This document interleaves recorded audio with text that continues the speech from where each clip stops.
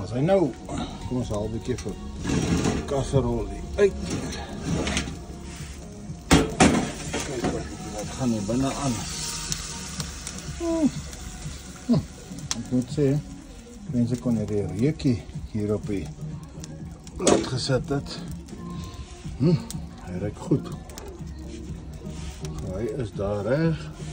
Nou het die tyd gekom om die bay leaves in te sit.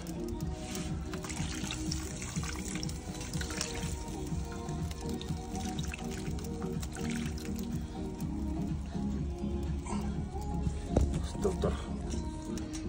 So nou is hulle nou in. Nog 'n stuiter uitgeval. En dan die grove pepertjies.